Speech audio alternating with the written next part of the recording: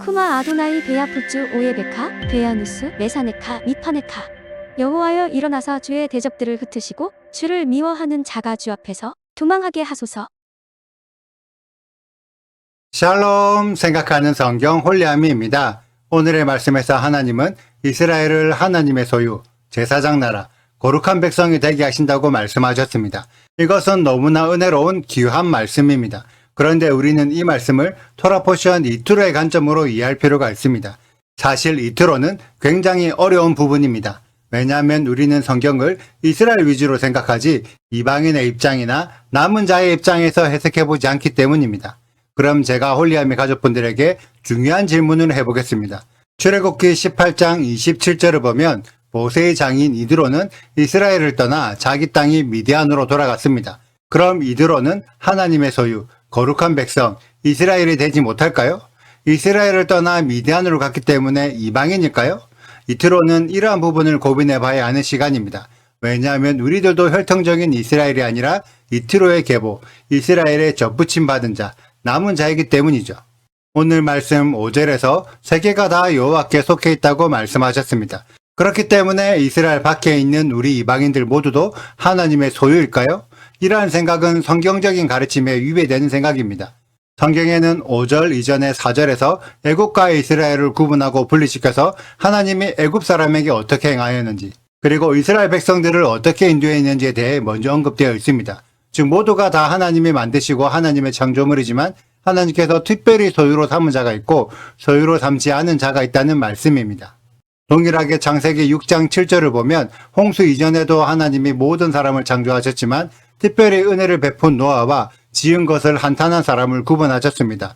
그래서 노아의 홍수로 몰살당한 자들을 하나님의 소유, 하나님의 백성이라고 주장하는 사람은 아무도 없을 것입니다. 마찬가지로 세상의 모든 사람이 하나님의 창조물이지만 모두가 하나님의 소유는 분명히 아닙니다. 그래서 5절에서 특별한 조건, 하나님의 말씀을 듣고 언약을 지키면 을 이행하는 자들이 하나님의 소유가 된다고 선언하셨죠. 그래서 세상이 내게 속해 있다의 정확한 의미는 누군가가 하나님의 언약을 지키면 그자의 혈통이 이스라엘이든 애굽이든 미디안이든 어디이든 하나님의 소유로 삼겠다. 왜냐하면 세상이 내 것이니 어떤 혈통이든 내 마음대로 할 수 있다는 의미입니다. 그래서 이때 중요한 것은 6절에 기록된 이스라엘을 제사장 나라로 삼겠다는 말씀입니다. 제사장의 역할이 무엇인가요? 선지자가 하늘의 것을 땅에 풀어내는 자라면 제사장은 땅의 것을 하늘로 올려드리는 자입니다. 그래서 선지자와 제사장은 하늘과 땅을 연결하는 연결고리가 되죠. 그렇기 때문에 제사장이 해야 할 역할은 누군가가 제사드릴 예물을 가지고 온다면 그 예물을 대신 제사드려 하나님과 예물을 가져온 사람을 연결시키는 역할입니다. 고로 이스라엘이 제사장 나라가 된다는 것은 열방의 예물을 대신 하나님께 바쳐서 하늘과 열방을 연결시키는 임무를 시키겠다는 뜻입니다. 그래서 제사장도 하나님을 믿는 사람이지만 예물을 가지고 오는 사람도 하나님을 믿는 사람인 것처럼 제사장의 임무를 맡은 이스라엘도 하나님의 백성이지만 하나님의 언약을 지키는 열방의 이방인들도 하나님의 백성이 됩니다. 다만 언약을 지키지 않는 열방의 이방인들은 하나님의 백성이 아니라 애굽의 백성이 되는 거죠. 그렇다면 이디로는 왜 이스라엘을 떠나 미디안 땅으로 갔을까요? 그 이유는 이스라엘이라는 제사장이 세워졌으니 여호와께 제사로 올려드릴 미디안 예물을 데리러 간 것입니다. 그렇게 해서 데려온 사람들이 이후에 기록된 미디안의 겐 족속이며 이드로는 여호와를 모르던 미디안 사람들을 데리고 와 여호와의 말씀과 언약을 지키게 하므로 겐 족속이 되어 이스라엘에 접붙임 받게 했습니다. 그래서 이러한 사명을 감당한 이드로도 당연히 하나님의 소유, 거룩한 백성, 이스라엘입니다.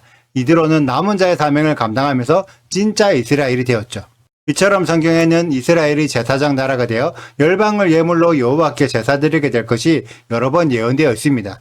이사야 56장과 66장에 기록되어 있고 시가랴 14장에도 예언되어 있죠. 다만 이스라엘이 제사장 나라가 되는 시점은 구약의 이스라엘이 아닙니다. 구약의 이스라엘은 자기들끼리만 제사를 드렸지 열방이 여호와께 제사 드리러 오지 않았습니다. 그래서 이 예언들이 진정으로 성취될 시점은 메시아가 통치하는 천년왕국 때입니다. 그래서 에스겔서 후반부에 천년왕국 때 에스겔 성전에서 제사장들이 군주와 함께 제사드리게 된다는 내용이 기록되어 있죠. 그래서 지금 시대에도 남은 자 이토로가 일어나 열방의 이방인들에게 여호와의 언약을 지켜 이스라엘로 제사드리러 가자고 인도해주는 자들이 필요합니다. 성경은 이러한 역할을 레위 지파가 맡았었죠. 레위 지파는 이스라엘이지만 12지파에 속해 있지 않고 이스라엘 백성들에게 토라를 가르침으로 하나님을 기업으로 상속받아 가장 먼저 하나님께 속한 것처럼 이투로의 사명을 받은 자들도 열방에게 토라와 하나님의 문화를 가르침으로 하나님의 소유가 되는 특별한 권세를 부여받습니다. 그래서 이투로의 인도함을 받은 열방이 제사 예물을 들고 이스라엘로 몰려올 때 비로소 이스라엘이 오늘 말씀에 기록된 제사장 나라 천년왕국으로 세워질 것입니다. 그리고 너무나 죄송한 이야기지만 지금의 기독교 신앙은 성경적인 5대 제사를 버리고 예배라는 새로운 형태의 제사법을 선택했습니다. 그런데 그렇게 해서는 제사장 나라가 세워질 수 없습니다. 예배가 제사라고 주장하는 것은 성경적인 이스라엘이 제사장이 아니라 열방, 특히 기독교가 제사장 나라라고 주장하는 것과 동일합니다. 이제는 열방의 이방인들에게 토라를 가르쳐서 성경적인 가르침을 회복시키고 예배가 아닌 성경적인 5대 제사가 필요하다는 것을 가르쳐주는 이투로들이 너무나 필요합니다. 토라의 가르침을 회복하여 제사의 필요성을 깨닫고 이투로의 사명에 쓰임받는 우리 홀리아미 가족들이 되시길 축복합니다. 오늘의 영상은 여기까지입니다. 오늘의 말씀 읽으시고 질문 있으시다면 언제든지 댓글로 남겨주세요.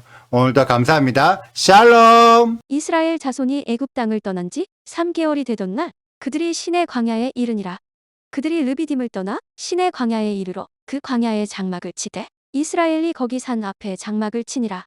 모세가 하나님 앞에 올라가니 여호와께서 산에서 그를 불러 말씀하시되 너는 이같이 야곱의 집에 말하고 이스라엘 자손들에게 말하라.